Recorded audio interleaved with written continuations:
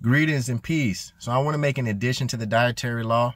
As I was saying in Christianity, the Trap Part 4, the dietary law exposes a lot of the errors that are in the Christian religion.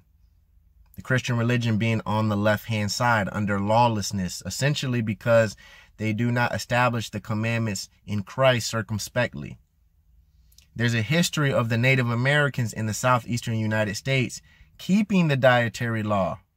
Many European historians, many of the settlers that were here observed that the indigenous tribes in the southeastern United States were keeping the laws of Moses.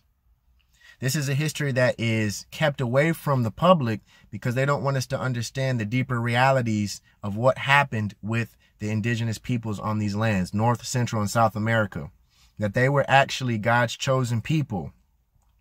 They were the special and peculiar people of God, the people of the law, the people of the Great Spirit. See, the Catholic Church, the universal church on the left-hand side, authorized the European crowns to kill these people under the guise that they were savages and heathens, when many of these tribes that were found in these lands were the actual people keeping the law of God. You see that division and how that works? There's a war against the left-hand side and the right-hand side because they understand the prophecy about the children of Israel, that they will rule again. It's a power struggle. So, of course, they're not going to teach us these things because they don't want the world to know that they genocided 100 million Israelites, people of God. Now, not all of these tribes were keeping the commandments of God. Many of them went back to the worship of the sun, the moon, different idols, etc. That's why that punishment was brought upon them from a foreign nation. Remember, all the tribes were scattered to all nations because of their disobedience, and they were punished because of their disobedience. They were brought under a curse from the Great Spirit, from the Most High God. Yes, there was people keeping the dietary law 1,000+ years after Christ was on the scene. I'm going to bring this out from a book called The History of the American Indians. It's by James Adair. You can find this yourself. Look into some of these excerpts that I'm going to be bringing out. This was general observations of all the tribes in the southeastern United States. It says that they reckon all birds of prey and birds of night to be unclean and unlawful to be eaten. So again, the only people that ever had the dietary law of God were the Hebrews. So these tribes were keeping a law that was only given to one people. How did they become acquainted with that? Well, they were acquainted with it because they were the people. And again, many of the European explorers knew this, and they had to record it because many of them were in disbelief that they found the people of the book. Again, it says, eagles of every kind they esteem unclean food. Likewise, ravens, crows, buzzards, swallows, bats, and every species of owl.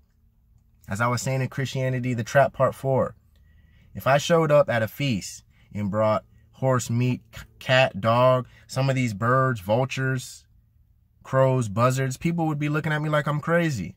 But Christians eat pork and shellfish, which are an abomination according to the law. These things have just been normalized to us, right? But it's erroneous. It doesn't make any sense for us to eat these unclean animals because there's a division in wisdom that we see in creation.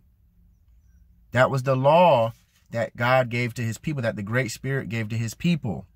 It was a signification of wisdom and understanding the difference between clean and unclean.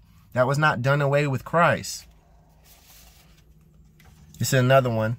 They reckon all those animals to be unclean that are either carnivorous or live on nasty food, as hogs or pig, wolves, panthers, fox, cats, mice, and rats. So I'm bringing this out because you have people here that were Israelites that were keeping the dietary law, all right? The same law we find in the Bible to this day in the Christian churches. But they're saying we can eat these things now. Understand that many of the Native Americans went away from the law after the Europeans had brutally decimated their tribes. They were so spiritually broken, they just caved in. But they were keeping those commandments, understanding what was right and pleasing to the Great Spirit. That law still stands. It's a signification, again, of wisdom in understanding the characteristics we're supposed to copy in our lives and the characteristics we're supposed to shun. You see that they had the wisdom of knowing the difference between carnivorous animals, animals that lived on nasty foods, like the hog, which is, again, considered an abomination. This is not a judgment or condemnation to anyone out there. I grew up eating shellfish and pork. I didn't know. We're not taught this dietary law. We're not taught these in these Christian churches. But now we know, because knowledge is increasing and these things are beginning to spread, and we have to multiply them and build on them so that we can be in the best position before our God, so that we can walk with wisdom, so we can get back to the right thing, so that we can do away with things that are really hurting us, because these foods are hurting our health. They're also hurting us spiritually, and that's the biggest part.